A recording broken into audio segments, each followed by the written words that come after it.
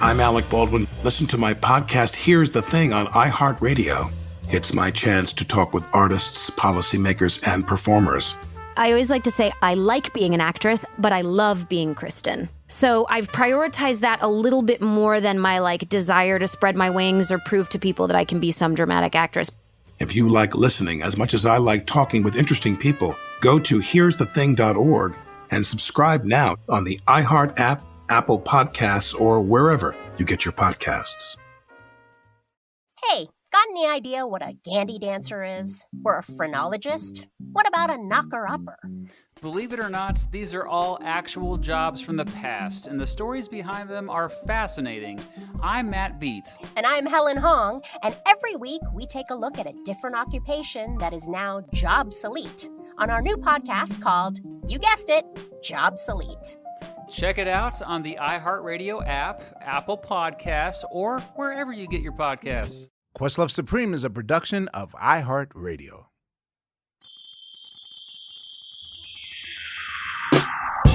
Ladies and gentlemen, happy 2021. Let me just start a preface that this intro might be 12 minutes, but I'll cut to the chase.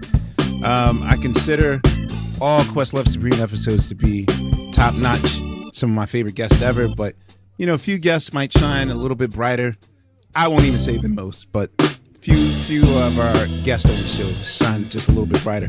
As our fortune have it, in 2021, this particular episode will shine very bright. Notice the holiday Christmas motifs I'm using. I will say that for the last 3 decades, our guest has been music royalty out the gate. 15 studio albums, 72 singles, over 200 million records sold globally. I'll say that 4 of those records, Mariah, Daydream, Music Box, and Emancipation, have sold 100 million copies combined, just those 4.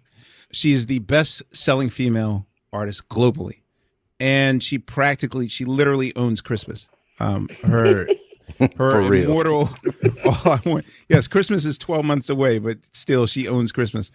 Her single, All I Want for Christmas, is the biggest selling song in the world in all parts of the globe, not even just the United States.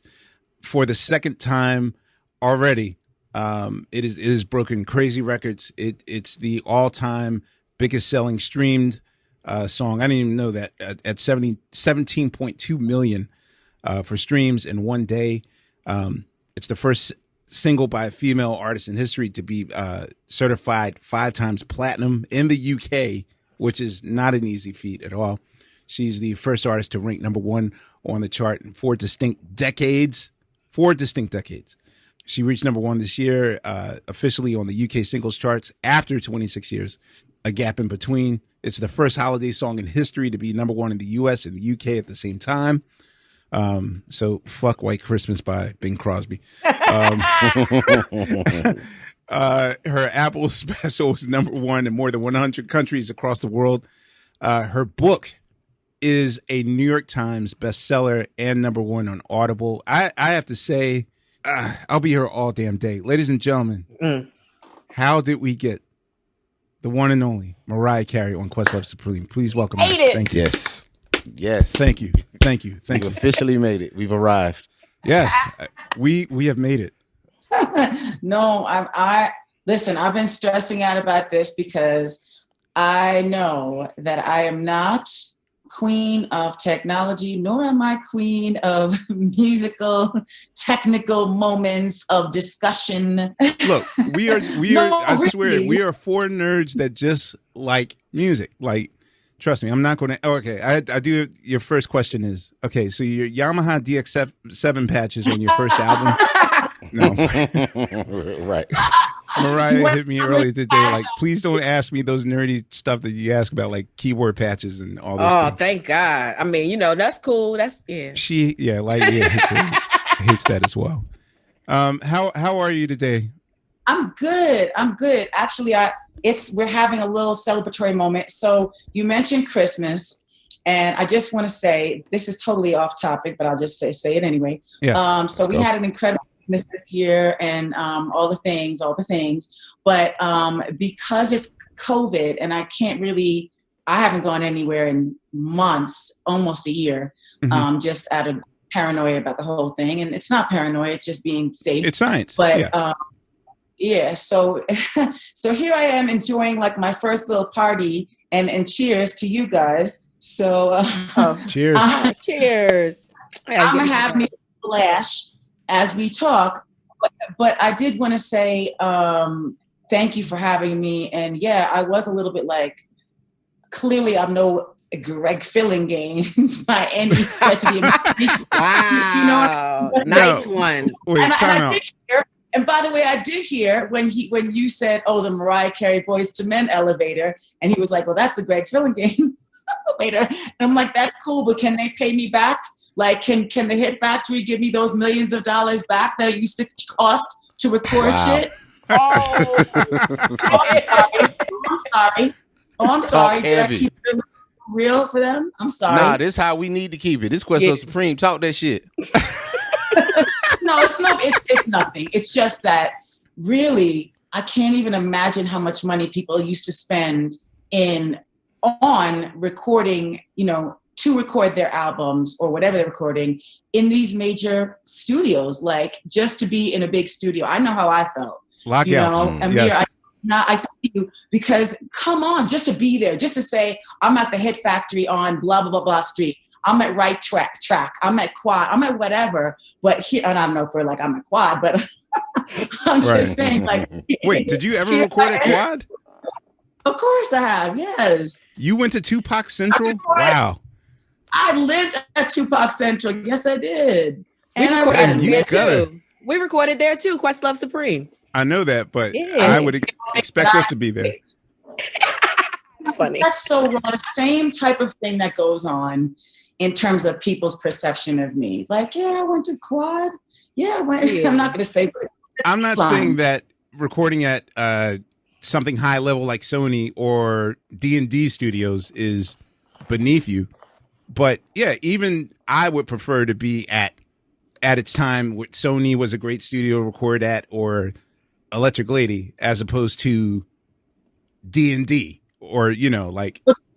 Electric Lady, we love Electric Lady, of course, and the history and the whole thing of it all. And I need to give the utmost respect to this. The history of it all is everything.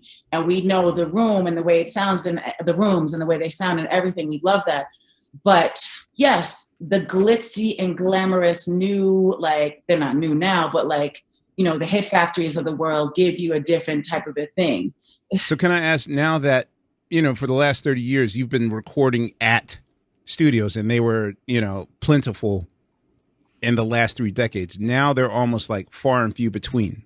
I know Manhattan, there's probably maybe 7 left that are still up and running and in good condition. Does that worry you a little bit that or have you adjusted already? Like, have you made music on your laptop yet? Have you, a la, Kanye and Jay-Z making Watch the Throne in a hotel room in bathrooms? Like, have you adjusted to that yet? Or I absolutely have. And not because they did it. I started doing this, I'm going to say probably the Rainbow album. Actually, I'm trying to think. That far back? Yeah, so that's 99. Nice. Yeah. But yeah, I started, so I went to Randy Jackson, not of the Jackson 5, but Randy Jackson. Randy Dog. No Randy. Randolph, Randolph. And we love him. I said, Randy, I love going other places and recording. So me and my engineer, Brian Garten, we would go wherever. We would just go, he would set up a room. Even if I literally sang in the bathroom, he would set up the soundproof situation, and we would run the wires at that point through I didn't run the wires, but he would, figure it out, and we would record that way because I wanted to be, whether it's Puerto Rico, wherever I wanted to be for my own peace of mind. And like, Amir, we've talked about this where you're like, I don't want to be in a comfortable environment. I like to feel like that griminess. And I understand that too.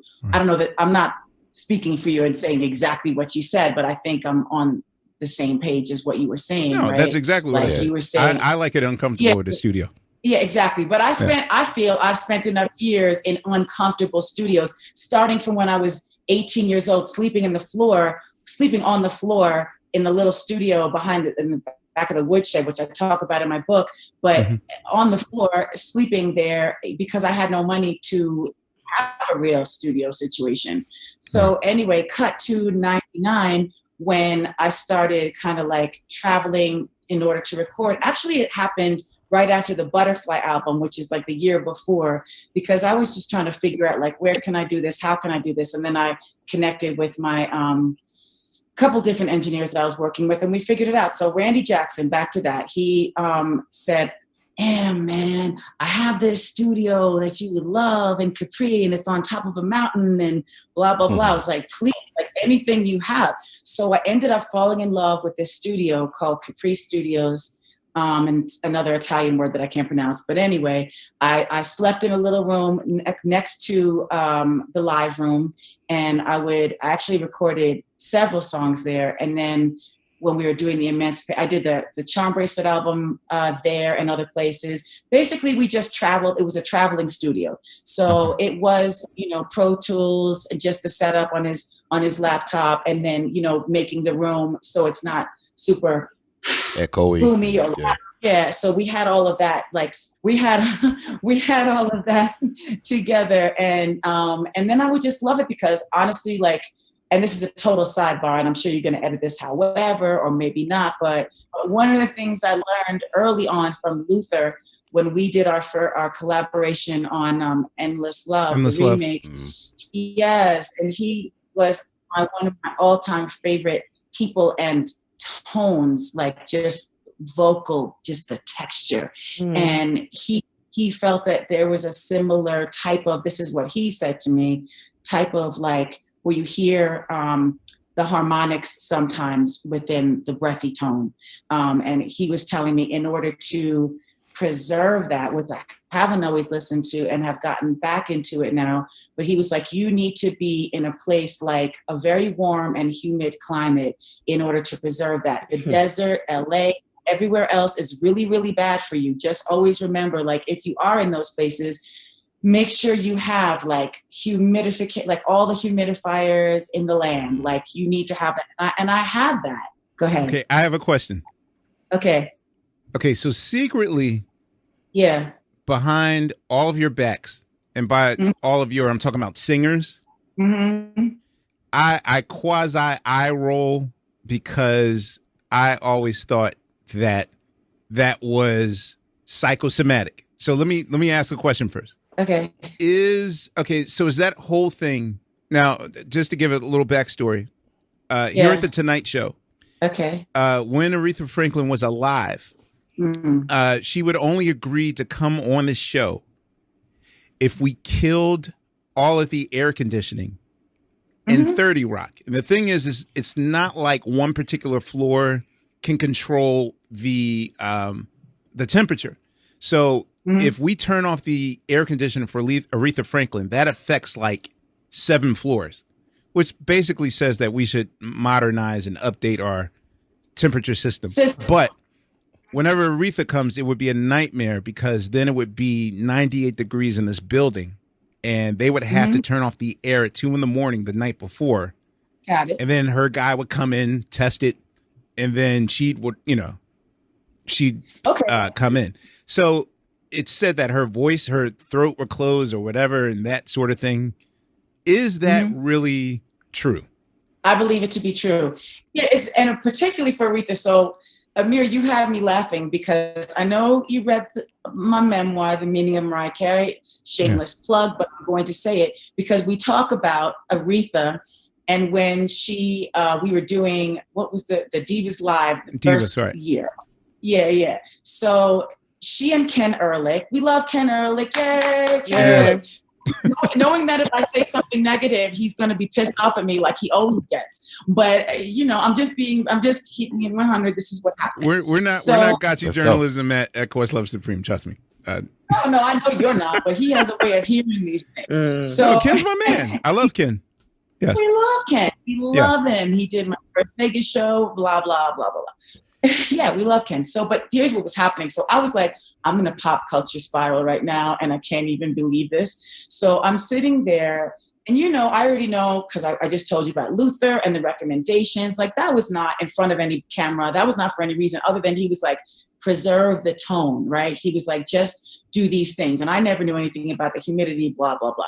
Anyway, so when I first sang with Aretha that night, obviously I was completely intimidated and flipping out and scared and everything else, right? So we're getting ready to go on the stage, and all of a sudden there's this whole hoopla happening, and I hear, you guys, Aretha's really pissed off.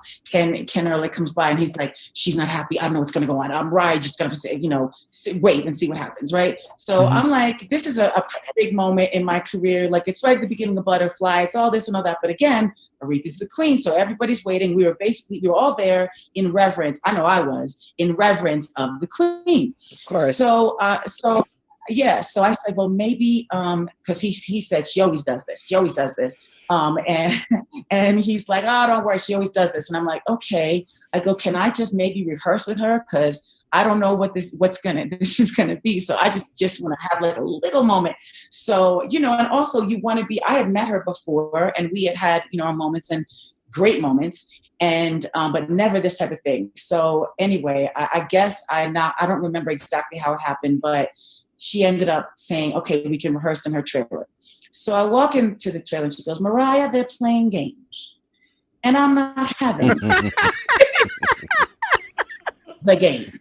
Yo. So we won't be rehearsing tonight. Ooh. And I'm like, who is playing games with Aretha Franklin? Wait, first of all, your spot. How do you do that? Yeah. Your imitation that was a great imitation. How long did it take you to nail that? No, honestly. So my friend Trey Lorenz, right? He was just saying you. Yes. North Carolina's own Trey Lorenz. Yes. Actually, South Carolina, Florence, South Carolina. Oh, my bad. Florence. Oh, wow. He talked about fish sandwiches in South Carolina. Yeah, he told me. He just texted me tonight. He's like, I love him. He asked me about the fish sandwich. Fish so that's sandwiches, a whole nother. Yes.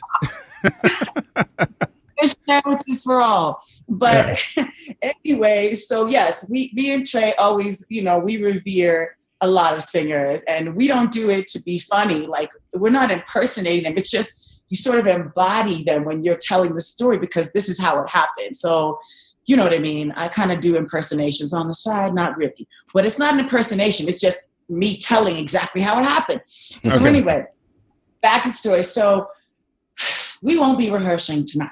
And I'm like, ah! So anyway, we worked out where they got her. And here's one thing that I always say, and this is not that musicians don't know this, or people like you guys who are like professors of it all, but being that Big Jim Wright, the late Big Jim Wright, who we love, my former musical director who passed away, I believe it's almost 3 years ago now. Mm-hmm. But he was her musical director, Miss Franklin's musical director as well. So he was just like, this is prior to me working with Big Jim. I don't even know how I got on this tangent, but he was just like, she takes that Queen stuff very, very seriously. So it's a real thing. So he would say, when she's was such a brilliant musician, and her skills as a piano player were insane, and people don't even realize that. So anyway, that's one of the things that I revere her the most about, like that musicality she had. And I wish people, and I know it's a female thing, and I know it's because her vocals and her whole thing was so incredible, and the whole diva persona, that they didn't even look at it like, look at this woman play. They missed the musicianship. The musicianship. And obviously when you watch, like, I'm trying to think, was it Don't Play That Song, or the one where she did, she's playing live, and it's the black and white video, and you see her playing from back in the day with the whole ensemble. It's at Montrose. But anyway, yeah, I have that one. Yeah, you know what it is. But anyway, you see that only in certain moments. Anyway, so cut to Divas Live back again. So they got her a keyboard, put it in her trailer, and they're like, okay, you guys can go rehearse this right now. So she had wanted to do Dream Lover. We had a little rehearsal, I guess the day before or something, and then she got out of there because it wasn't the air conditioning situation wasn't right. So she was like, I really like what you did. I really like your song Dream Lover. I think that would be a wonderful way to go. And I was just like, oh my gosh, she knows Dream Lover. Anyway, I was like, can we just do Chain of Fools? Because I just couldn't, it was too much for my heart to actually hear Aretha Franklin's song and try to do it. So anyway, we rehearsed in the trailer. She played the song. She played, we figured out the key and what we were going to do and stuff. And we kind of went back and forth, literally 5 minutes, or maybe 10. And a couple little moments. I never knew she was an Aries. I'm an Aries. We're born 2 days apart from each other, obviously different years. But I said something. She was like, the sense of humor, typical Aries. I was like, right. She knows I'm an Aries. So, and Diana Ross is in those few couple of days. Billie Holiday, Sarah Vaughan. There's a lot of these divas that I grew up Shaka Khan, another Aries, idolizing. And I found this out from Aretha Franklin. I never even knew. Anyway, so we rehearsed a little bit. And the thing is, there was a huge issue about the AC. And she goes like this at one point in front of like my whole crew. She goes, what are these people doing that's making them so hot? Why do we need all the air conditioning? And I was just like, wow, it's really real for her. And if you ever saw when she did, I believe it was for Barack Obama, she did something for the second term when she was out a window and it was cold and it was freezing and she sang, I don't remember what the song was. I believe it might have been the Star Spangled, but I don't remember. One of the inaugurations, and when she had the fur on. But she wasn't outside. She actually apologized on Larry King Live. She went and she apologized because she had to, and by the way, obviously it was more than fine. She just wasn't up and down the scale doing a million whatever. Mm-hmm. It was great. But she felt the need to tell people that the cold air had foiled her. And I get it because I know I've been through the hell with that type of thing and way worse. But the thing is, she was that level of like, she knew that she wanted to actually, in her mind, kill it. And that cold air was messing with her. So you have to me, whatever somebody says, like if you told me I can't play drums when they don't have like a specific light shining, like it is what it is. Like that was her thing. But I do believe it's a physical situation where the cords do tighten up. So let me ask, because obviously you're world famous for your octave range. What is your octave range? You're 5, 6? I don't know, and neither do you. Let's save it. Broadway. That's some Bullets Over Broadway, one of our favorites. What do you have until it's going to happen? Here's the truth. You would know better than me. Like, I don't know. I've told people know this. Some people do, some people don't. My mother was sang with City Opera. She was, she had a wonderful, and still does to this day, range and beautiful depth of her voice. She wasn't a coloratura soprano. It's like a mezzo soprano, but she has this range. So she would look at me with my little and moments and be like, you're going to hurt yourself. What are you doing? Like, what is this? But I was the complete opposite. And so we have our issues and blah, blah, blah. But I do appreciate the fact that she didn't force me to try to become an opera singer. Because first of all, I don't think I have that in me. And second of all, because I respect that level of what that takes to be that and to understand that. And then to interpret, really, like you have to really stick to the composer and do exactly what it is. There's not much room for, improvising. Yeah. Yeah, I love feeling like you're channeling and doing whatever you want, particularly with writing and melodies and having those flow through you. So I would have been stifled had I tried to do what she did, because I'm not that disciplined. I'm just not that disciplined. So let me ask, because I know that you're high register is world famous. I know that in your Christmas special, especially with the Misty Copeland portion, like Yes. you're singing. You're singing. I don't know if it's Carol of the Bells or the Nutcracker. It's the sugar. There's an exact title, but the Sugar Plum Fairy is what it. Yeah, the sugar. Okay, so you're doing your trademark, what we call the Mariah whistle. How long can you instantly turn that on at any time of the day, or do you have to, like Seth Riggs, work your muscle before you can reach those levels?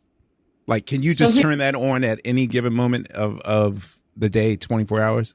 It depends. Like, honestly, all of it depends. Like, all the different ranges depend on sleep and humidity, mainly sleep.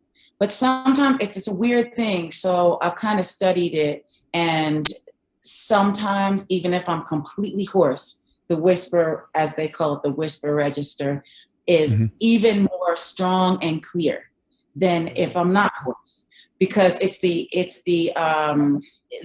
upper register is sort of like that whisper register, sort of like when you're closing the vocal cords, and it's the very, very tippy top of what you're using in terms of that upper register. But if I'm just sitting around, I can access it. But when I feel like pressure, it's less accessible than when I'm just sitting around the house, and just playing around and singing. However, like when I'm under pressure, it's always screwed up. Every part of my voice is always screwed up. I'm sitting there because my nervousness takes over. And I really am more of a quote unquote studio rat, where I love to play around with it, experiment, do whatever, create it as part of the melody. You know what I mean? Like, whether it's upper register, lower, mid, background vocals, layering of background vocals, whatever it is, all of that, even when I do the background vocals and the upper register as a part, for me, that's my instrument. That's fun. Actually, one time James Brown told me, the first and only time I ever met him, back in the days at the American Music Awards, the first time I was ever there. And they were, can I give you this segue? Because everybody else told this story. Yeah, we believe so. You're already my favorite guest on QLS. Like, I don't have to talk at all. No. I'm just like, this is how I talk. We're back and forth with things. So I don't want to be like all over the place. Like, like when black people eat and they don't say nothing at mama's house because the food is good. Like, this is us right now. Like, we're not talking over you or anything. We're just and these stories are our time capsules. This is good too, to remember this and have this James Brown. Yes, let's talk about James Brown. Yeah. Let's talk about James Brown. I don't know, Amir, if you got the message before when I was playing Let's Make This Christmas. Yeah, Let's Make Christmas Mean Something this year. Which is one of my favorite Christmas songs. But it's on my loop of Christmas music. We have that, and we have Santa Claus Goes Straight to the Ghetto, and then many other James Brown Christmas quote unquote hits that I've made Christmas hits in my household because I just play the rap. And then we get stuck on the James Brown part. I'm like, I love you, James Brown, but I need to hear like a little mixture. Anyway, so when I had never met James Brown, obviously, it was my first year in the industry, and somebody said to me, I'm in my trailer, and this is when I was very much sequestered under that Sony world of whatever Sony prison. Okay. Yeah. Yes. Prior to Sing and all of that, but anyway, under that thing, and then so I'm shocked that they even told me that James Brown wanted to meet me. They're like, James Brown wants to meet you. So that's a huge thing. So I walk, I'm like, oh my gosh, like, okay, let me go to his trail. Let me do the respectful thing. Let me walk in, see what it is. So I'm sitting there and we just meet and whatever. And I'm just like shock and awe. And he's like, I'm not going to do an impersonation of him, but he was like, this. I was waiting for that. Just do it. I was praying you did one of him. Everyone has a James Brown impersonation. You guys can do it when I'll tell you the text, but he was like, this is no surprise to me. This is no surprise to me. This basically the success is no surprise to me. He's like, you use your voice as an instrument. So that was a humongous compliment because I know what he's talking about because you can hear when he does those like this.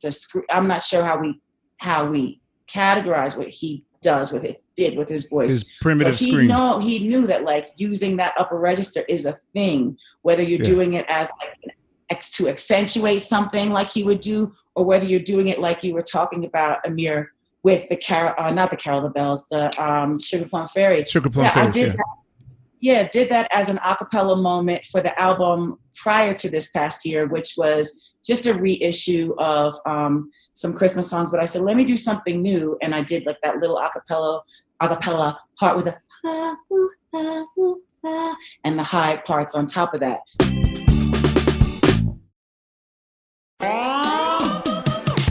Do you ever wish you could get more from your podcast? Well, you can with BuzzFeed Daily, hosted by me, Casey Rackham. And me, Zach Safford. On our show, we've got more good news and more pop culture. More memes and more celebrity tea. More of everything that's blowing up your timeline and trending on the internet. Every weekday evening, we're giving you more of what you need to enjoy your day. Because what's life if it isn't to be enjoyed? Listen to BuzzFeed Daily on the iHeartRadio app, Apple Podcasts, or wherever you get your podcasts. Ever thought you'd make a great switchboard operator? Or seltzer man? Or professional royal mistress? If old-timey jobs are your jam, we've got a podcast just for you. I'm Helen Hong. And I'm Matt Beat, and we host the new podcast, Jobsolete, taking a look at jobs that used to be a thing and now not so much. iHeartRadio is #1 for podcasts. But don't take our word for it. Find Jobsolete on the iHeartRadio app or wherever you get your podcasts. What is your at least your warm-up ritual? Like, as far as like, is it a lot of tea? Is it a lot of, usually if I do shows with other guests or whatever, like I'll look in their dressing room to see what their rider is. So I'll see like Stevie Wonder's thing is, 2 giant teas and all these honeys, and then Shaka Khan has his thing where it's echinacea and whatever, like before live performances, not before your studio stuff, what is your ritual? Can I just say that I used to have a ritual, and I've been through many facets of that ritual. It started when I was a background singer, and I was looking at what the other, like the background singers that I really looked up to, i.e. Cindy Mizell, and many other, Tawatha and Lisa and all that crew. The whole crew, but I really spent the most time around Cindy before I even had a deal. And I talk about this, a record deal, in my book. I haven't even heard from her, but I did a whole, almost a whole chapter about how much I revered her just from looking at the credits when she and Audrey Wheeler would do like a lot of these background parts. And I could tell on like many of these pop records where it clearly wasn't the lead singer doing these parts, right? But it was them with these incredibly beautifully stacked backgrounds. And I was like, oh my gosh, Cindy Mizell. So I wind up in a session for T.M. Stevens, right? I'm like 18 years old. I'm at this session. I know we just totally went off topic again, but do you want to hear this story? We on topic. Go on. We want all the stories. That's my man, TM. It's the topic is relevant because the question was about my rider, but I'm telling you where I got this thing from. We're the rabbit hole show. So you're right on topic. Okay, cool. So I'm at this is prior to anyone ever hearing of me. I had $1 a day. I had to choose between the Subway and an H&H Bagels when I'm living. For real. And I was living above, you know where Rascals, you guys know where Rascals on 14th Street is on the east side? Anyway, that might be you, Steve. No, but I know H&H Bagels, and I hope you chose bagels over Subway every time. Because when I would go to the H&H Bagels is when I lived closer to the Upper West Side. So the H&H Bagels that I used to go to was the one on 79th Street, right? Was that where that one is? I went to the one on the upper East Side. I don't know. It's gone. It's not even there. I know they got shut down or whatever. But back then, that was my meal for the day. So it was either way, Subway. And I used to work at this place called Sports on Broadway on 77. And so I would take the Subway back and forth. But anyway, I had to decide whether it was walking or eating a bagel. So that's why I was singing when I first came out to the public as a singer. Anyway, back to the story. So prior to all that, during that time, I started getting background vocal gigs or whatever. And so I wound up, after being a huge fan of Cindy as a background singer and arranger and whatever, I wound up doing a session for TM Stevens, and I'm sitting there next to Cindy Mizell. So I'm like, oh my gosh, this is Cindy. So mind you, I'm there, my shoes have holes in them. I'm in like one little, it probably looked like pretty much like this today, but a little bit different. But anyway. Like $1 million. Okay, I get it. My stomach was rumbling. We're on the mic. She's hearing my stomach rumbling. She's looking at my shoes. And she's like, beautiful and perfect and everything. And she's like, oh, why not, you got to get something to eat. I'm like, yeah, no. And then she just like, we're doing the thing. And I'm telling you, I did not have it together. She was such a professional in terms of stacking vocals, getting it perfect. The next one has to line up perfectly. I'm figuring I'm not in the pocket. I'm all over the place. After that session, I really learned a lot from her. But anyway, that was that first song with TM Stevens, and Cindy was like, just call me. And I talk about this in the book. She just call me, whenever, if you want if you need anything. And I never want to bother people. So I never ended up calling her. Then I saw her for another session. She was like, she said, why didn't you call me? I said, well, I didn't know, She's like, no, you're supposed to call me. And I'm like, oh, okay. I don't know the etiquette. I don't know what it is. Anyway, we ended up working together over the years. But I will say, to answer the question and to circle all the way back, I believe back then it was maybe the Red Zinger tea, Celestial Seasonings tea. Oh, I love Red Zinger. Yes, with the honey bear and like a ton of the honey bear. There was a time like Deborah Cooper and a lot of other singers I was working with, Deborah Cooper sang on a lot of the CNC Music Factory stuff way back when. Okay. Gotcha. Really nice person. And anyway, they used to do cayenne pepper. Do you ever hear singers that do cayenne pepper to like clear it out? If you're sick, yeah, it clears like. I know Erykah out. Badu uses cayenne pepper a lot in her. That's on her writer. Yeah, and I would respect that, but I don't. That doesn't help me. I even drink like tea with milk sometimes, like English breakfast. Oh. You drink milk? Oh, I thought milk is bad for your voice. Wow, I didn't know that. Say that.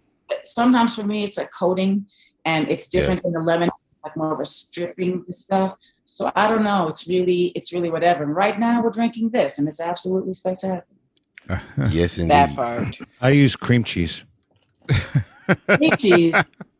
My go-to would be for vocals. I always tell people that has saved me so many times. Coconut water with pineapple juice.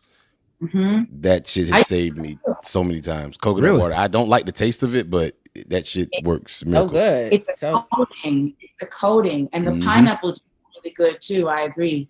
It's just, I feel like you try all different things, and I've been through ups and downs with it all. Honestly, for me, this whole year with COVID and everything, not having to sing for my supper and travel around and not get the right amount of sleep, or, just be put on this thing where there's a certain amount of stress from me that takes away a lot of stuff. So I'm just like emotionally, like that's where I need to be centered or whatever. But it's being off, kind of like taking off work has really helped my voice, I think, in a lot of ways, just being able to have like stress free. And so I'm just like singing, and everyone's like, oh, you got to get back in the studio. Like you got to like get back to singing. And I'm like, I know. But do you feel like getting back into it? I know you just put out Caution, in 2018, but are you kind of feeling the itch to drop some new shit? Yes, but honestly, a different approach. And I don't even want to go into what it is, because when I did Caution, I love some of the songs from Caution, but I don't think I was at the place vocally where I could be now. Also, it was rushed.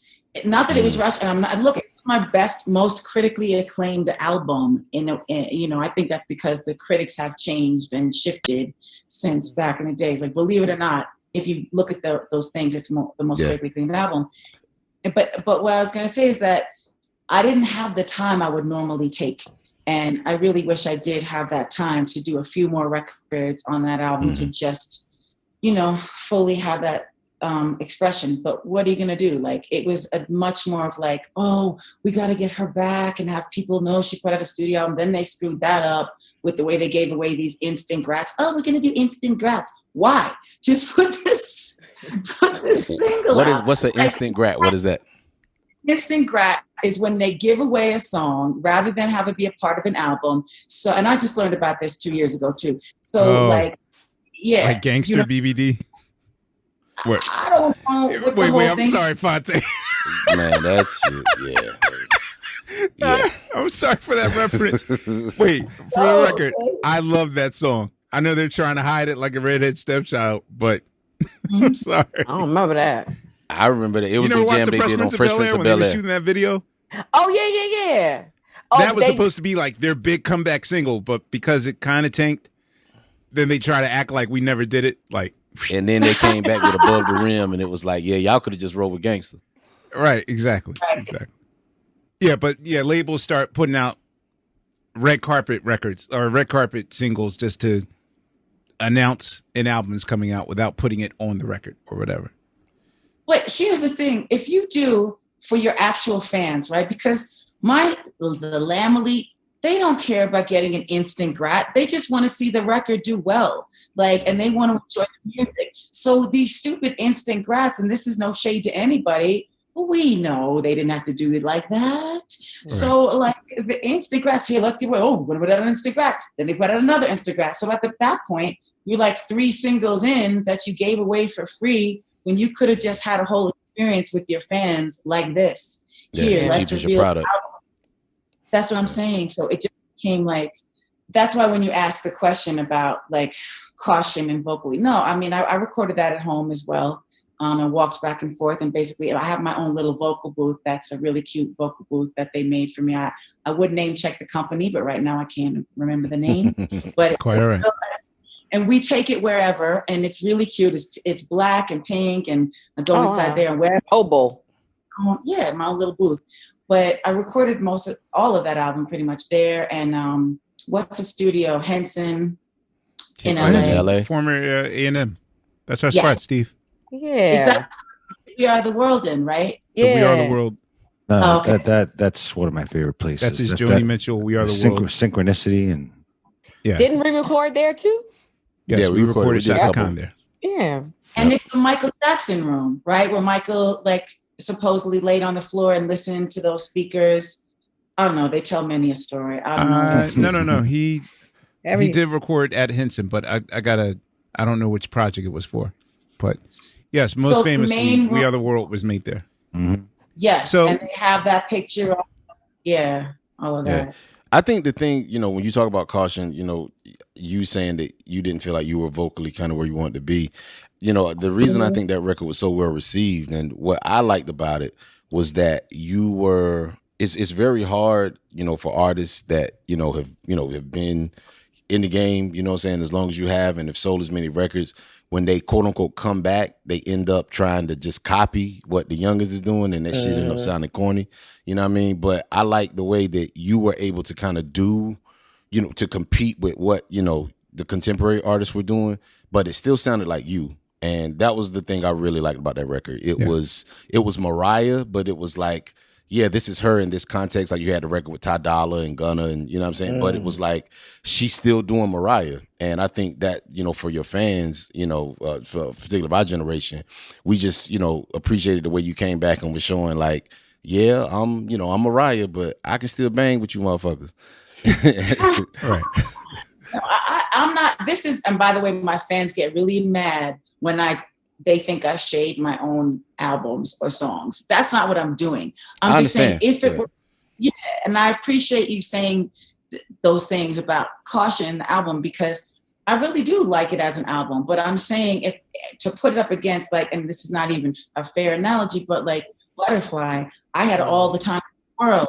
I went in there and did what I wanted. I worked in Florida. I worked in New York. I worked wherever I wanted, and really put the time into it. But with Caution and with the way the record industry is now, we don't have that luxury of time like we used to. Not at all. Some people do. So do you believe in deadlines as in okay, well, do you like plan the tour first and okay, I got to finish this album in 4 months, or is the album done when you say it's done? Then we move on with the campaign. In my mind, yeah. I don't know how it is for upper echelon royalty business. Yeah, is it like if you agree, like, okay, we're going to tour the summer from May to September, then I got to have this record out by March. So are you a deadline sticker no matter what? Or is it like this album's not coming out unless I'm goosebump happy about it? Okay, so I would say that's how it should be. And that's how it used to be. But one thing that I do want to your point about touring, I was never a touring artist, and that was a deliberate choice, I think, on behalf of certain CEOs of Sony. Sony prison. Okay. Because there was a conscious effort, and I have no problem with this. Looking back at it, I'm very grateful for it now on some levels. And on other levels, I'm like, I didn't get to kind of like, what's the thing called when you cut your teeth and you record? Yeah. So I, because what's the reason? Because what's the reason? Why wouldn't they want you to tour? Because it was more financially beneficial for me to continue to make album after album after album. Yeah, to record. So if you look at it, and then you look at my first album through when I left, I was still on Sony, but like through Rainbow, like I just did. And Rainbow was because I wanted to get off the label. So I just did that album in 3 months. And I still love some of the songs, but I did that like super fast because I was like, I got to get the hell out of this toxic situation. Not because it's Sony, but because of the professional intertwinement that was going on with that Sony situation. prison. Yes. Yeah. Sing, but in the beginning it was like just make the records, sing, like write, all this stuff. And if I didn't want to write, I'm sure life would have been easier. But I have the need. I love writing. To me, I'm a writer first, and Ranger, and I love being in the studio. But the first tour I did was really, aside from like promo tours from the very beginning, with just the incredible Richard T. and Trey and Patrick McMillan and this guy. Whoa, time out. Richard T. was your touring keyboard player? Richard T. played on the song "Vanishing" from my first album. Oh, as in studio. Yeah, "Vanishing." I love. Okay, that is the. That is a legend. And then he was an incredibly, just mammoth in terms of his legendary status. And he did come out and do some shows with me. And then it wasn't always Richard T, obviously, yeah. But this is before there was like people filming, and that type of thing. Like and then I don't know if you ever saw this America the Beautiful performance that I did for the NBA playoffs. I know nothing about sports, so I'm saying it wrong, but like the first time that you debuted? Before I went on Arsenio Hall, which was my first like TV appearance. Yeah, the entire world saw that. But I'm talking about the NBA thing, where if you look it up, and it's not only my real fans know it, but Richard T did the piano track. I went there with a track to Detroit. I know nothing about sports, whatever. In retrospect, I'm like, oh, those kids who said I wouldn't amount to nothing, they were watching. Those jocks from the school, they were watching. So I had to like do my own hair and makeup. I had my one black dress. I walk out on the thing, and it's Richard T's piano track. You can find it right now, Amir. I'm looking right now. I found it. That's Richard T on the piano, and we worked it out together. I sang it with him prior to going there and performing it, but we did it together in terms of the arrangement. And then I had his piano track, and that was it. And I had to go sing, and nobody knew who I was. And they introduced me, ladies and gentlemen, Columbia recording artist, Mariah Carey. They're like, wow. But then at the end of it, it's the shining sea and the note. And it was like the most, who's the man? I love him. I don't even want him to ever hear this and think I don't remember his name, but I'm so bad with sports. The announcer, and you'll see it if you look it up. And he's like, the palace now has a queen, and the goosebumps will continue. And I talk about it in the book, but I didn't name I would love to name check him. I'm just so bad with sports that I always forget. So am I. So Or like you're in good Marvin company right something. I probably. now. Not Marv Albert. He's Probably Marv Albert. Yeah, that's what I was thinking. No, that's not his name, but he's famous. I can't think of it now. But anyway, that was Richard T. And Richard T played a really big part in that early part of development. That's impressive company because Richard T is a legend. I was going to ask, did you have to fight to write your own material? Because that was something that pop singers, they damn near weren't permitted, to write their own stuff. So what was that like for you? Well, okay, so that was, to me, that was the one thing that I really held tight onto, starting out as like having my first demo. So my first demo, and some of these songs are not my favorite. In retrospect, I like the demos better, but I was always writing songs from the time I was little. I wrote poetry, I heard melodies, I did all that. But so when I got after like working with a few different people and I started working on my first demo, by the time it got into Tommy Mottola's hands, that demo had, the demo ended up being Vision of Love, the demo version, Someday, Alone in Love, and ultimately Vanishing. Like the original demo had at least had one number one song, which ended up being Someday. But that's like my least favorite song. But I like the demo. Really? I hate the record. Wait. Yeah. Oh, wow. Side, I told her this last night. Someday might be inadvertently responsible for my career. Oh, Chocolate? No, that's not that. Yeah, exactly. Yeah. I told you that story. Yeah. No, Yeah. but I kind of did. Well, tell a story. Yeah, tell a story.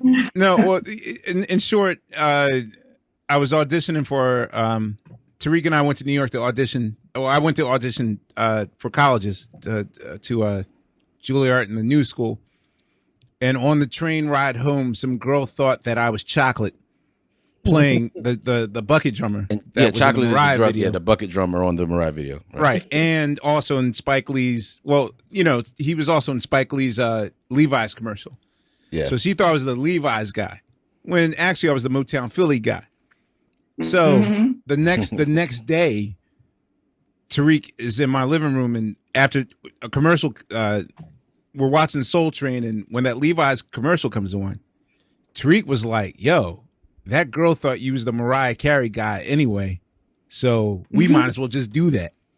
And then, wow, 4 hours later, the Roots are doing their first show on South Street. So, thank you to Someday. Yeah. Anyway, I used to always tell people y'all came first. No, Chocolate's my man. He went to play with Lauryn Hill for a little bit. Yes. After that, That's what's up. Yeah. Mariah, so you talk about those demos. How did you cut those original demos? Because if you couldn't afford, to eat, how did you afford? Yeah, and how did you meet Walter? Walter came later. Walter was someone I met through Narda Michael Walden, and he was doing a lot of production for him in that. I'm trying to think of the name of the actual area, and it's like in the Bay Area, kind of up in that San Francisco, but beyond Tarspan. I'm trying to think of the name of the studio. You could find out what it is. But anyway, so Walter was working in that world. But prior to that, way prior to that, and also Randy Jackson was around there. Like that's how I met everybody on that side. Narda's whole crew. Yeah. Narda's whole crew. And he had a lot of really great people, musicians, support system, whole thing. But anyway, that's like before my first record, everybody was like, oh, she'll go work with Narda. Now, in order to answer the question, to preserve my ability or to ensure my, just being able to be a writer and not to be forced to do other people's songs, when I signed my deal, like I said, I already had that demo that had, songs that people could look at and go, oh, she wrote this? Okay. Mm-hmm. But I worked with, first I met Gavin Christopher, who did I'm Coming One Step Closer to You. Yeah. Yes. I've had 3 legendary arguments with singers on the internet, and Gavin Christopher is one of them. Sorry. Really? I haven't seen him since way back then. And apparently he wasn't even really like, she's the next star, but he was cool enough to work with me and blah, blah, blah. And then from him, because I was in high school, I was like 16 years old. So then from him, I met this guy named Ben Margulies, blah, blah, blah. It's all in the book. But we worked in his dad's studio, which for the time, I was lucky to be at any studio. But it was a small studio in the back of a wood shop. And, I guess they must have had some money because I surely didn't. They were like 25, 26, and I was a kid in high school. So I was just happy to be there working and writing. And then I would get up, I would stay there, and then I would try to drive back to the island, try to drive back to Long Island, which I hated that whole experience, but whatever. I would wind up lost in Brooklyn, be by myself, it's no cell phone. I mean, people had cell phones, no GPS. No GPS. And I was just like in this piece of crap Cutlass Supreme from like whatever, 1980 or something. And I'm sitting there driving, getting lost everywhere, but it was worth it because I would get there. I would always be late to school. I would, make my fake forged notes and get to school. But really the reason I was late, I could do my mother's signature perfectly. The reason I was late was because I was up working in the studio. So I started working with Ben, and we made this demo with a lot of songs that we wrote. And this year when we released the rarities, there's a few of the song, well, really one song that we wrote together called Here We Go Around Again, which back then I loved the demo, but when we went on to make the album, they just tried to reinvent the wheel because the demo was better. Anyway, so I had these songs and people felt that they could be hits. The label felt they could be hits. So when I was signing my deal, even though I signed like the worst deal in history because it was through that production company, I don't know if it's the worst deal in history, it's pretty bad. But the one thing, thank God, I didn't do was sell my publishing for $5,000 because awesome. Yeah, that was Smart. presented to me as an option. So $5,000 sounded like $500 million to me at that point. And luckily I didn't, because I had seen a documentary on the Beatles and their whole thing. Okay. And what they gave away. So I knew better than to do that. But when I did sign my deal, the one thing I said to the lawyer, because I knew I was kind of giving away a lot, but you don't know, as a broke kid that grew up with nothing, you don't know what and you don't have the leverage to negotiate for anything better. Yeah, and plus I was too young to even be signing my own record deal anyway. So I was like, and my mother didn't know. She came into the room and just trying to help, I'm here as the guardian, but she didn't know. So I just said to the lawyer, I said, the one thing I want to make sure is that nobody can force me to do somebody else's songs. Like, I just have to make sure that they can't force me to do that. So even when they would direct me to work with producers over the day that they wanted me to work with for whatever they didn't force you to work with Diane Warren or a name at the time. They didn't force me to work with any songwriters. They suggested that I work with, be it Rhett Lawrence or Narda Michael Walden or Rick Wake or whoever it was. It was like, work with these people because we believe this is going to happen. But then the ones that I loved the best were like the Richard T moment, or do you know what I mean? Like things where it was a collaborative musical experience, and where people of that stature were giving me as a kid, as a young woman, which is really difficult, difficult, particularly being female, to get any kind of respect, and all the obstacles.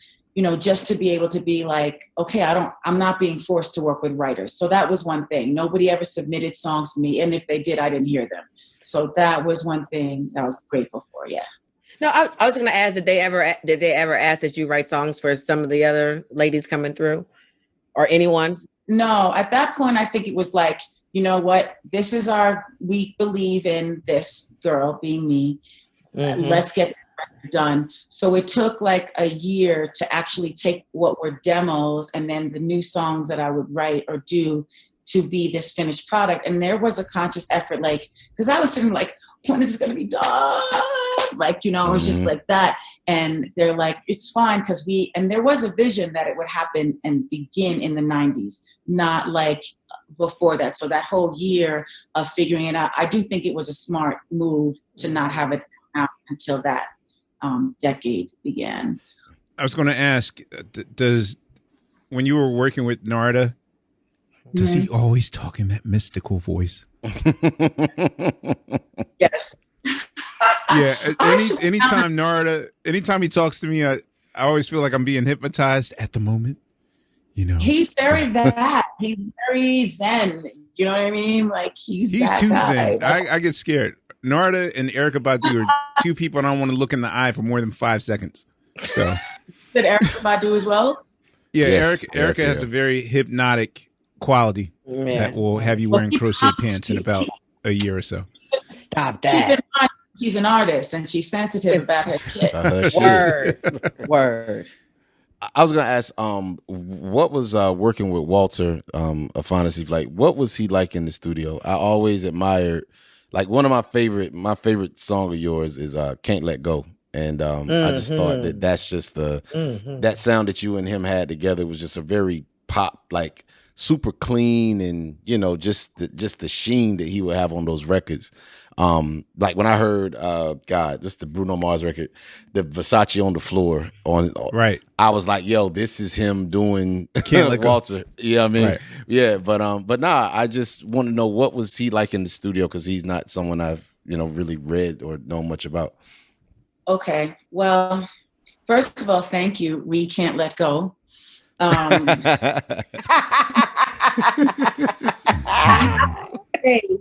That Walter was a great writing partner. I would always try to steer things more in the Can't Let Go direction because it was a little bit slightly more R&B than Black. like other things. Translation Black. So it's slightly more in that, slightly more there, but we could also do these big sweeping things like Till the End of Time, which only like the Lambs would know. And I like that song too. You know, Till the End of Time.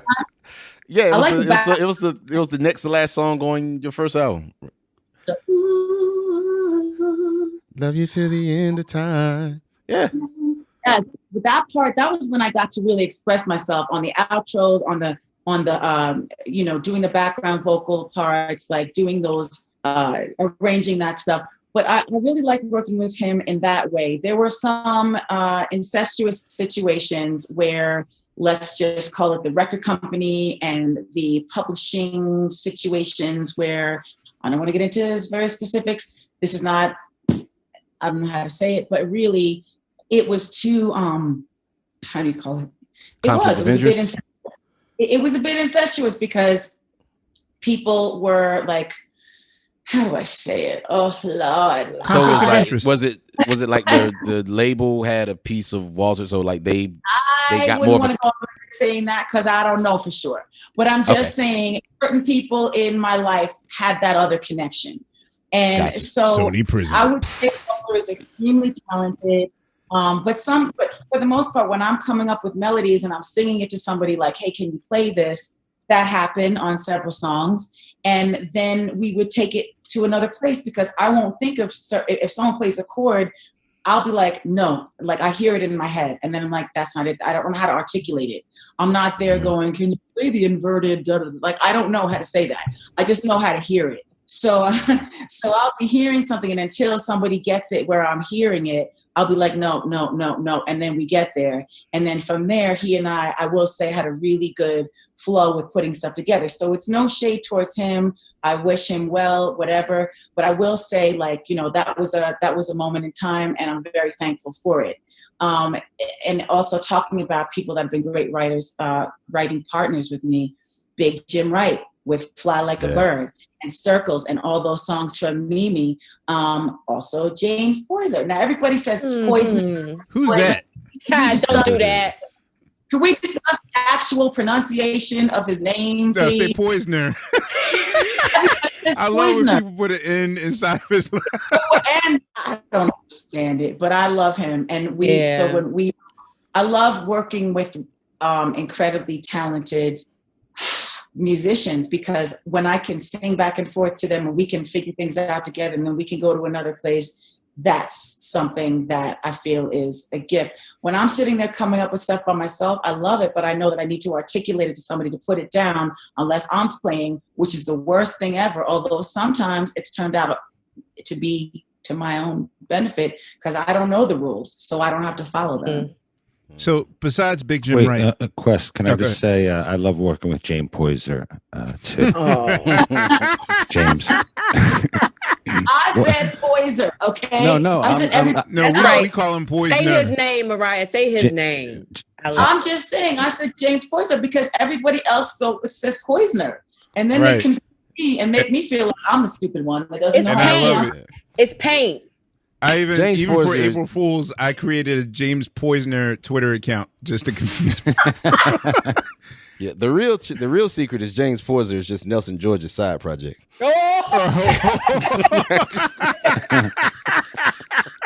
No comment.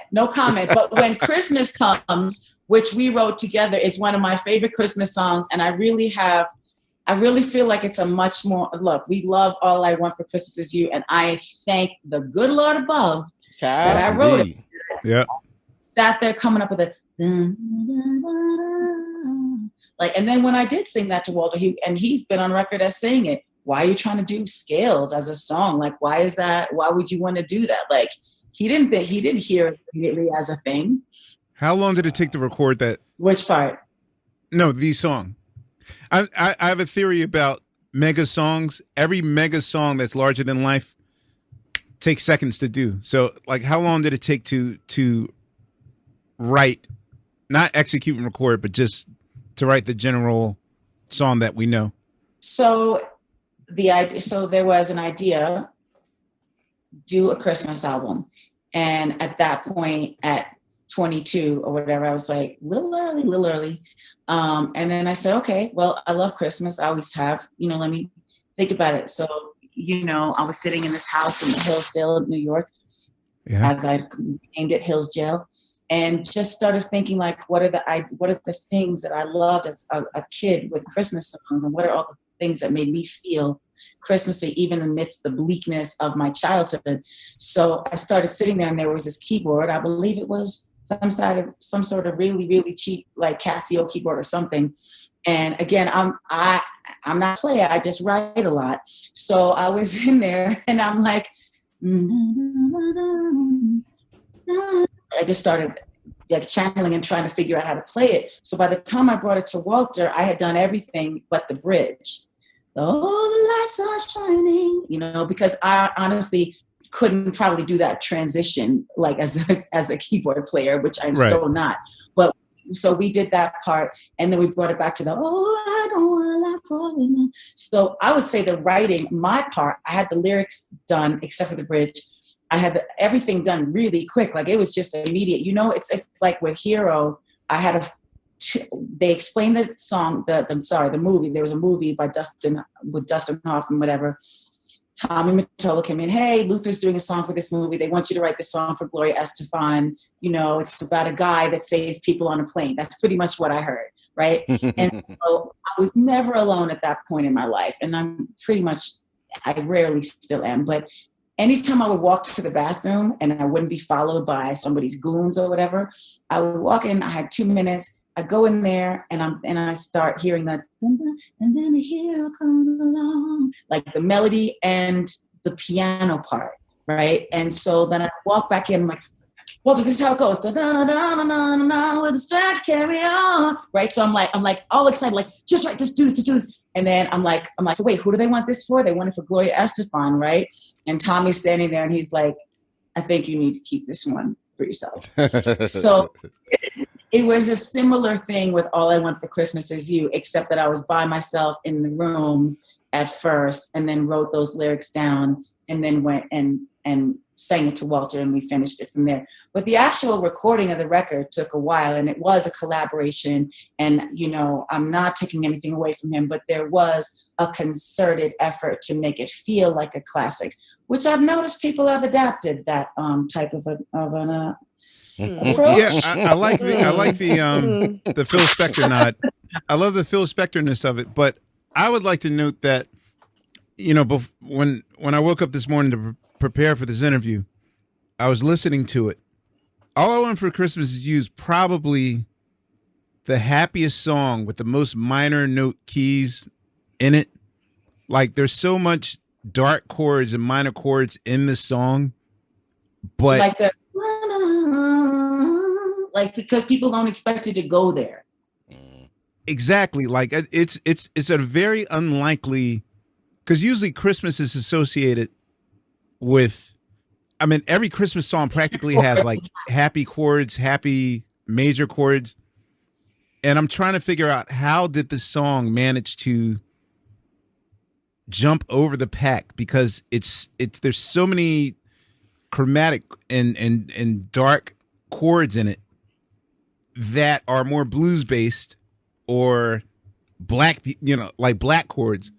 Mm-hmm. Yet it works, and like, that's a hard thing to achieve, because I know that most pop hits have some sort of major chord element that feels inviting, and not to say that blues chords don't work and aren't successful. Like, there's plenty of them out there, but usually in Christmas songs, it's like that. Like, as far as like structuring the song, was there back and forth and sort of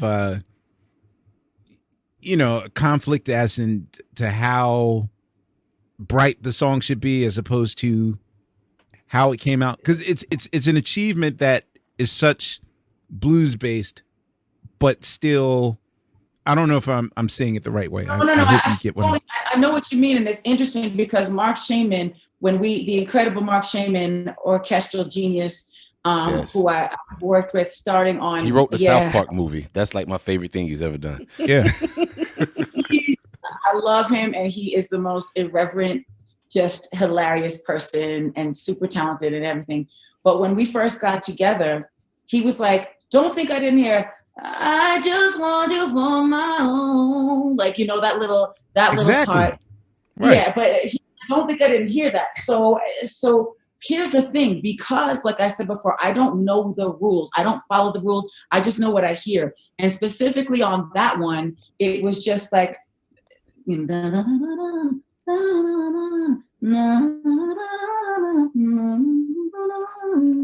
I don't know, I just heard it. You know what I mean? I didn't do it like, here I am trying to be bluesy, here I am trying to be scientific, right? I don't know. Like, honestly, and I think that's why Walter was like, well, why? And he said in that interview, which I don't know, I'm sure it can be giggled, but it was like these scales, and she's trying to be. I wasn't trying to do anything like that. I don't even know how to break it down and explain that. I just know that that's what I heard, and I heard it with the lyrics, and then wrote them down. But it was very specific to me, and I recorded it on my little tape recorder that I had back in the day, the mini tape recorder, and you just held it kind of smaller than an iPhone, but like thicker. And so I had that, and I recorded it on there. And I don't know, like, I agree. When it gets poppy is the all I want for Christmas is you, baby. You know what I mean? Like, that part's poppy because the backgrounds were such incredible singers, and because of the way we arranged it, like, you're fine with the poppiness of it at that point. The whole thing, unless we're getting analytical about it, is pop. But you're right. Those changes came from me because I didn't know any better. I didn't know, let me just make this like up and happy and festive, and we won't darker chords. But like in the book, I talk about how my Christmases as a kid, I always wanted them to be perfect. I always wanted them to be great. And I have these ex-family members who really destroyed every year. So I think when writing the song just by myself in the room, not dissimilar to where I'm at right now, looking at the Christmas tree by myself, just thinking about stuff, kind of feeling whatever is happening in the air. And I do feel like when you're writing, if it's a connected moment, you are channeling, and I know we know that, but not everybody understands that. I'm not saying it was some genius revelation, but that's what happened. So it was just like, this is what I'm hearing, and this is what I think would be good. I never was like, and then blah, blah, blah, years from now, we're going to break this Spotify record. It's been 30 years since the first episode of Beverly Hills 90210. 30 years since we walked the halls of West Beverly High, and since we all hung out at the Peach Pit. Relive it all with Jenny Garth and Tori Spelling on their new podcast, 90210 OMG. We get to tell the fans all of the behind-the-scenes stories that actually happened. Join them as they rewatch every episode of the beloved 90s TV show from the very beginning. Listen to 90210 OMG on the iHeartRadio app or wherever you get your podcasts.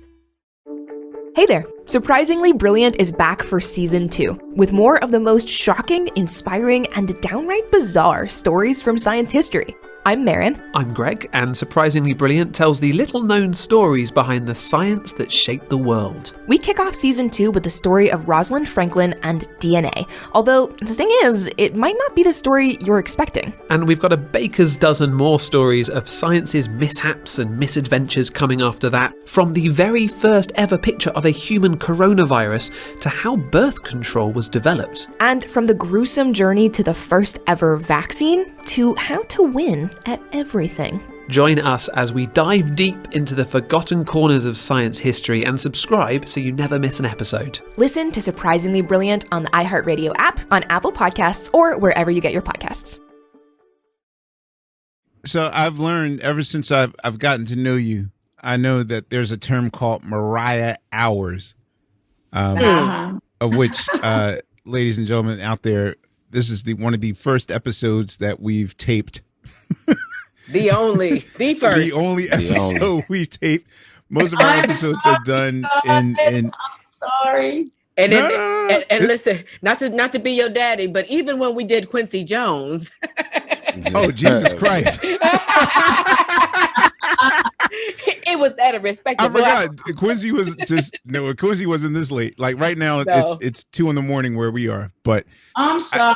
You guys tell me what time. Stop apologizing. Nah, it's all good. We on COVID time anyway. Ain't nobody sleeping. Yeah, ain't nobody got no job. So, what I want to have you always kept Mariah? Like, when do you wake up? When do you wake up in the morning? Like, what is your daily routine? Because I know like 3 a.m. is sort of like your 12 in the afternoon. What? Yeah, you're right. And I don't have, when I'm working, which when I say working, I mean promo, not in the studio. When I'm in the studio, and the best place for me to be in the studio is wherever feels the best. So like we said, Capri, the Bahamas, wherever, it's just on the schedule of when. Now, I don't mean writing. If there's like a whole, like what I would love to do again is a whole bunch of writers get together, we're in a place, we work at a respectable hour, whatever that is for everybody, the later the better. But we all get together, we come up with stuff if we're doing that. Like I did that on this song called Subtle Invitation in the Bahamas. We were working at Compass Point Studios, and one of that's my still around. I don't know. This is back. This is early mid 2000s. The Charm set album. Compass Point, world famous. Where Sly and Robbie and Grace Jones, everybody made classic records. Tom Tom Club, and yeah, I believe anybody on Island Records like practically recorded down there. So continue. So you're there, and whatever you're working on, whatever the time schedule is, and. Now, what I've realized with recording vocals, so that's the same thing for writing, but with recording vocals, I just have to get up, and luckily my engineer is cool enough to be like, okay, we're working on MC time. I'm like, okay, do I drink coffee? Like, give me 2 hours, heads up. I'll get my 2-3 hours. We'll do a thing where it's like not before 10.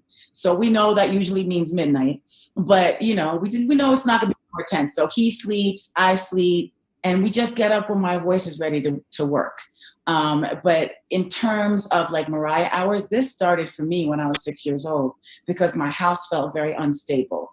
And there was always like teenage people and whatever happening, freaking seances, whatever the hell was going on was happening. And it felt unsafe. And so I would lay in bed and kind of be scared and I wouldn't be able to sleep.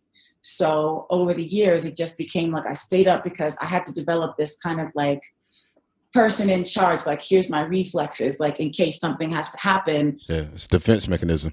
Yeah, I'm the grown up in the scenario. Like something may happen and I'm going to be awake to handle it. So that started as like a 6-year-old kid. And it's all detailed in the memoir. But yes, that's what happened. The reason I say that is because I'm not explaining it as eloquently as I would like for people to hear it and to understand. You know what I mean? But to answer the question. Yeah, no, I'm going to get on that next because I didn't even start with the book yet. But wait, can I ask about the time thing since you did mention the time? Because I mean, you've been mentioned in the book a little bit, but in the book you do talk about like your whole concept of time and acknowledging and whatnot, and not to go over it because, like you said, it's in the book. But I was curious. I was like, the one thing you didn't mention was when you developed this concept of not acknowledging time. It reminded me of something my grandmother used to say, because people would always ask her how old she was, and she would say, "I'm too old to be young, too young to be old, and that's it. Don't ask me anymore." But oh, I like that. but that being said, like, when did that concept to you start developing? Like, I don't need to acknowledge this time thing at all. Let's just.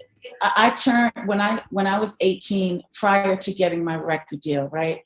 Yeah. I had I guess it's a boyfriend. It wasn't really like that deep of a thing. There was no actual whatever, la la la la. You'll get to know I'm very prudish. People don't know, but I don't talk about certain things. That's just how I am. But and that's really as a response to like people I saw growing up that were the opposite, that were very promiscuous, that had all these situations going on. And I just never wanted to be like them. But anyway, so when I was 18, I cried. And my boyfriend, God bless him for tolerating my prudences, but he was like, "Why are you crying?" And I'm like, "Because I don't have a record deal yet. Like, this is supposed to be happening when I was 12. What is going on?" And I didn't understand it. And my work ethic was insane. People don't understand. Yes, you can be born talented. Yes, you can be born with whatever the look is or whatever it is. But if you don't have that work ethic, it's nothing. Unless you have somebody that shines down upon you from above and does all the work for you, it's really most likely not going to happen, because you just have to have that, like, I'm going to do this regardless. I believe in it and I know it is going to happen. So in terms of like doing it when I was young, like I just had this thing where, oh my gosh, like this is supposed to be happening. It's a young person's industry. Like this is me as a kid knowing this. So I'm very thankful though that it didn't happen when I was much younger, like that I didn't get those Broadway show things I wanted to be in as a 10-year-old because I was, quote, too tall. But we know that's not what it was. Right. So, quote, too tall. You're too tall. You serious? That was like one of their excuses? That was from Annie. Let's face it. We know I wasn't. Oh, no, you wasn't. Yeah. Oh, sorry, boo. No. Hard Knock Life for real. No, too tall. but I realized, like, in retrospect, like, I mean, I'm not putting myself in this category in terms of talent or God-given talent, but when you look at Michael Jackson and you look at how he really never had a childhood, like, and then he became this hugely, you can't even call it what it was, but I mean, like, I was just thankful at least I had somewhat of a childhood, dysfunctional as it was, that wasn't a famous person's childhood, because I feel like that really screws people up beyond repair sometimes, But in terms of like, how did it make me feel to not acknowledge time? I just decided, anniversaries, no birthdays, it is what it is. Keep it pushing. I don't know. Okay, so Mariah, I guess I should say, I was going to say, I guess I should start with, but it's 90 minutes into it. So our good friend, Ileana Diaz of Rock Nation, former Fallonite, now she's probably going to be president in 10 years, sent me a box with your book in it. And it came with tissues. And I was like, okay, that's interesting. What, am I supposed to cry when I read this book? Whatever. And so I took the book home, and this is like prime COVID, where like the one thing I stuck to was my promise to read more books. Like I just stopped reading books pre like March 2020. Maybe I did like 1 or 2 books a year. And this year, I like, okay, I'm gonna just run everything, dust off. 16 books, whatever. So, I said, all right, let me read the first 3 chapters, see if I'm gonna learn anything about her. And about chapter 3, I was like, wow, okay, this is engaging. I'm like, let me see what the next 3 are into. So when I got to the 5th chapter, I crept in your DMs, and I was like, yo, you write a good book. And the thing and Laia actually texted me this last night. She said, and I sent you what she said. Laia said that the way that Mariah describes food is making me hungry. And I was like, yo. And I showed Laia my first text to you, which is basically, I was like, yo, I've written 2 books about food, and no one has described Ritz crackers so eloquently than you have. Oh, the Ritz crackers. And then I was like, all right, well, I had to take this like long trip to Philadelphia, and I was like, all right, let me get the audiobook, listen to it in the car. And hearing you narrate this audiobook was almost like your own podcast. And I was like, well, now I got to start from the beginning again. Yeah. And I had to say that this was, for me, like sleeper surprise of the year. Like, this book has humanized you in a way I didn't think was possible. Not that I thought that you were subhuman or super, like most Black people, especially Black achieving people, they're either like, on the high level of, credit to their race and da-da-da-da-da, and they're superhuman or they're subhuman, but like we're never neutral. And I love the fact that this book puts you as a Black person in a space where Black people are rarely allowed to be, which is human. First of all, I would like to know, because most memoirs or autobiographies, I don't trust them. That's why I like oral history is better, because you at least get a taste of everyone's opinion. Right. But what made you want to be so transparent and blatantly honest in this book? Because that's what I wasn't expecting. Well, I've been wanting to write this book for years. Like, I think first of all, I just wanted so I had the opportunity to work with a very big, like probably the biggest publishing house that there is when I was pregnant, right? That's when I wanted to write the book. I'm like, here I am. I can't go anywhere. It's basically like COVID, but it's not COVID, but you're pregnant with twins and you're on bed rest and you can't go anywhere. And I was like, all my life, I wanted to, write my book, write my story. So I wanted to do it at that point. And I really had this great relationship, a very, just beginning of a relationship, but I felt a kinship with Michaela Angela Davis, who I wanted to work on the book with, right? And then this publishing house, the person at the top, she was the editor-in-chief, and she said, I don't want you to collaborate with anybody because I believe that your voice is going to transcend, you need to have it be your voice. I'll be your editor and you just do it. And I was like, you know what? That's huge. And I thank you for believing in me in that way, but I really want to work with Michaela. And so I didn't do the book at that point, but I started just putting together like some of the stories and whatever. Can you just tell us, I'm sorry, I don't mean to pause you, but can you just tell people, because I'm a big fan of hers, but can you tell everybody why you were so adamant about Michaela? Well, so Michaela Angela Davis is a brilliant writer, and we first met when I did the Essence, my first and only Essence magazine cover, which in and of itself, just to make that happen at that point, because there were so many quote unquote issues with my image and how Black women would perceive me and how, could it happen and is this going to happen and whatever. And it was a really important thing for it to happen for me, because being Black and of mixed race, there's always been this, the stigma that white people have. But then there's this thing where lightness is perceived as privilege. privilege. But really, if you're put in the situations that I was put in as a kid, where you're only in white neighborhoods, and this is nothing, they can't help it. You're put in this situation where you're not dark enough to scare them into not saying anything, or even remind them, oh, let me not say this because it might offend this person, because they're strictly looking at it like that. But then when they're all around you, like I talk about it in the book, whatever. Like, go in. Yeah.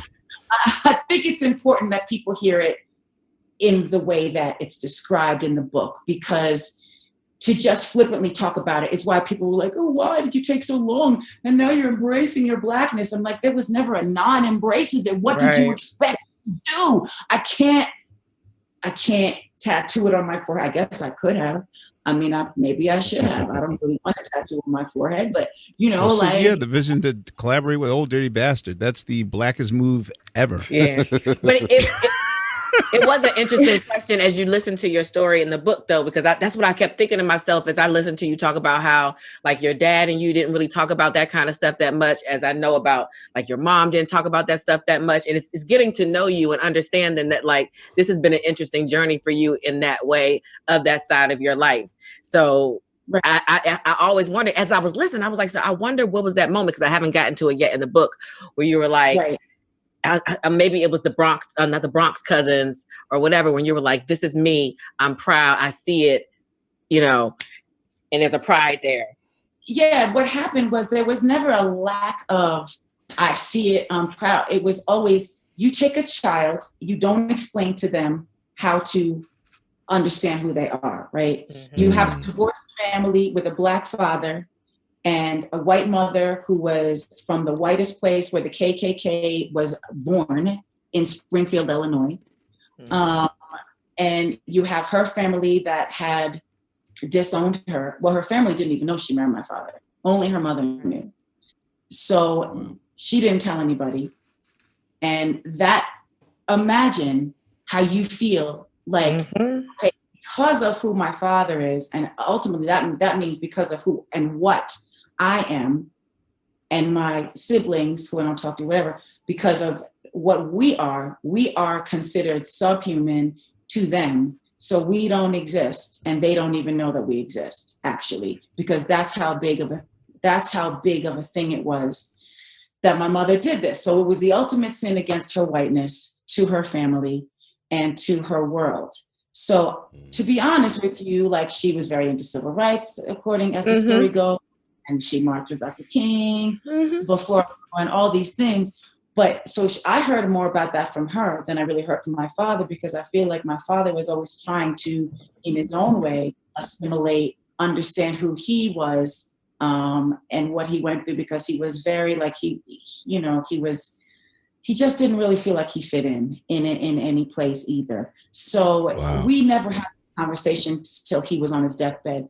But back to the thing about the book and why I felt I wanted to write with Michaela was because we had these conversations in a way that I never had a conversation with another, certainly not a writer, previously.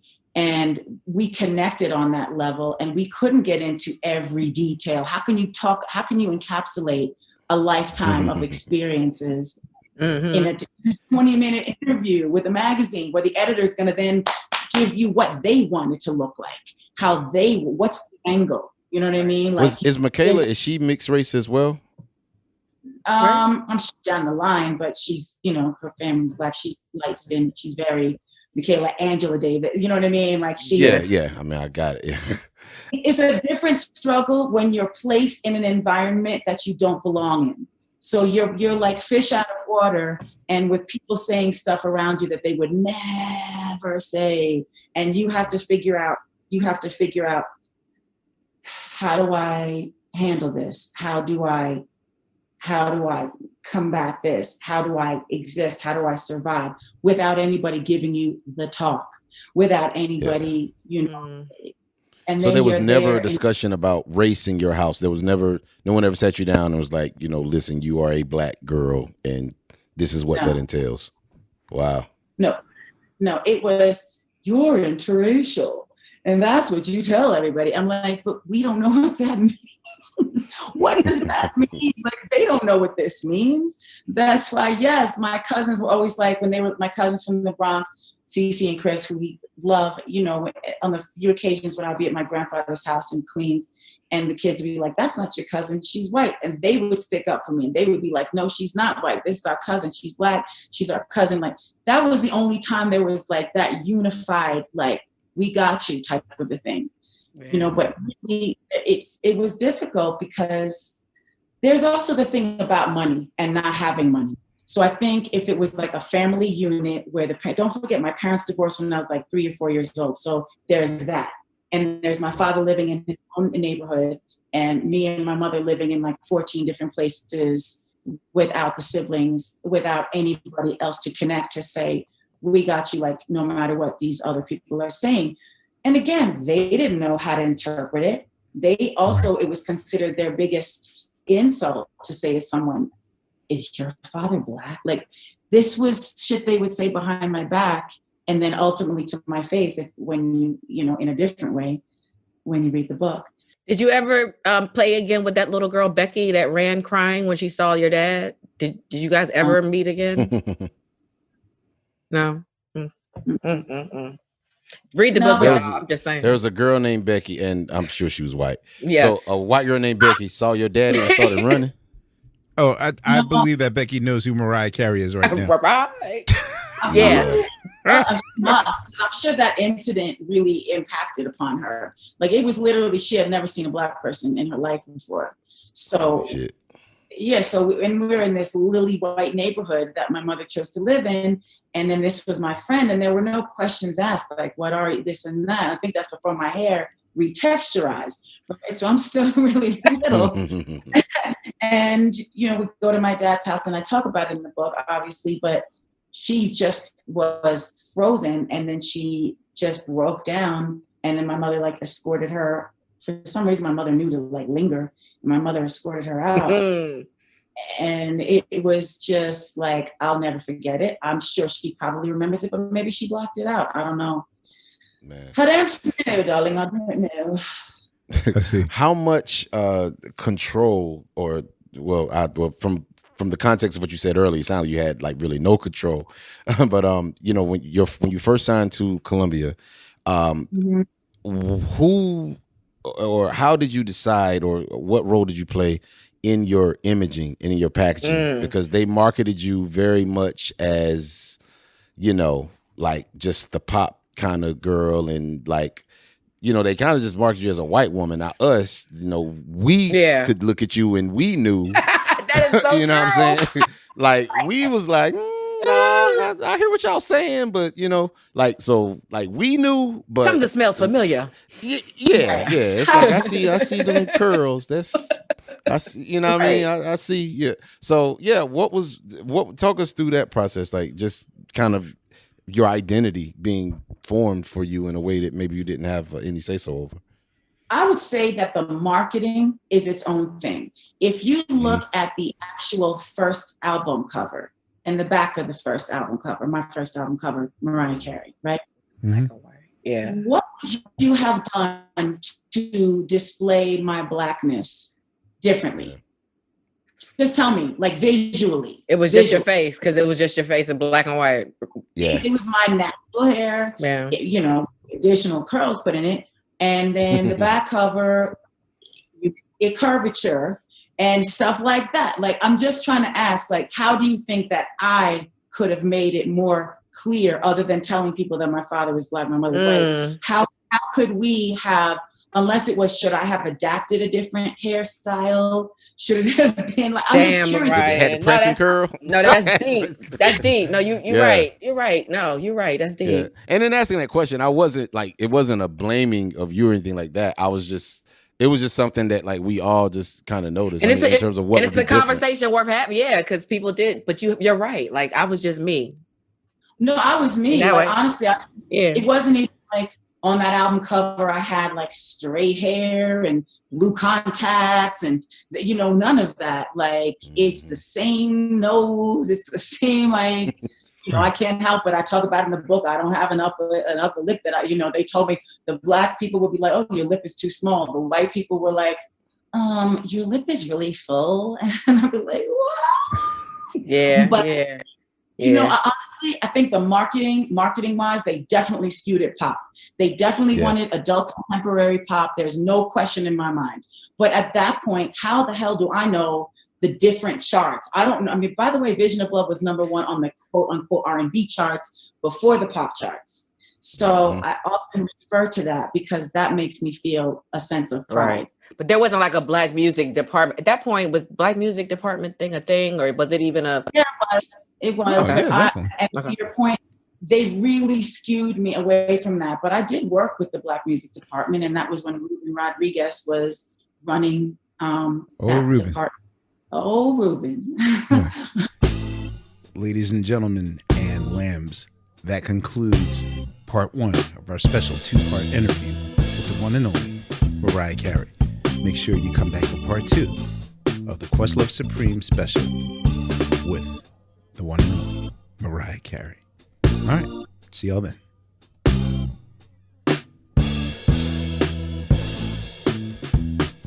Hey, this is Sugar Steve. Make sure you keep up with us on Instagram at QLS and let us know what you think and who should be next to sit down with us. Don't forget to subscribe to our podcast.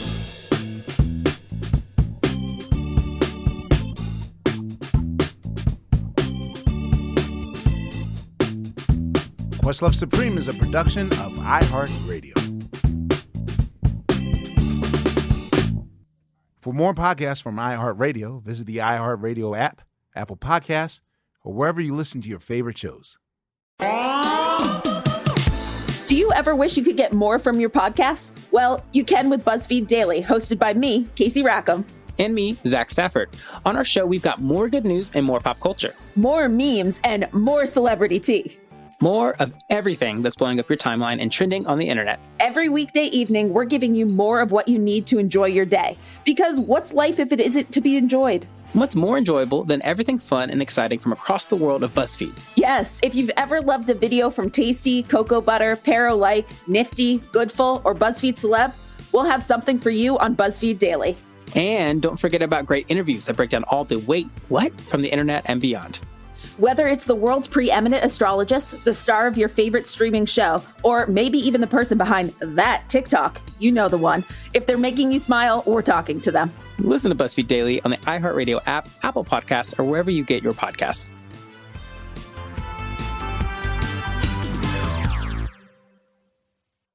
Ever wonder what kind of job you would have if you were born in a different time? You're in luck, because Jobsolete is a new podcast that just may have an answer for you.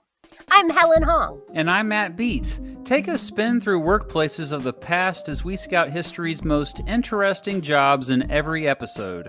From the forgotten jobs of history to obscure occupations that still survive, we'll talk with an expert to answer the burning questions, and you'll discover some of the most fascinating and unusual ways people have made a living through the centuries. And who knows, maybe you'll find a job you love as a town crier or switchboard operator, a food taster, or an MTV VJ. You can listen to Jobsolete on the iHeartRadio app, Apple Podcasts, or wherever you get your podcasts.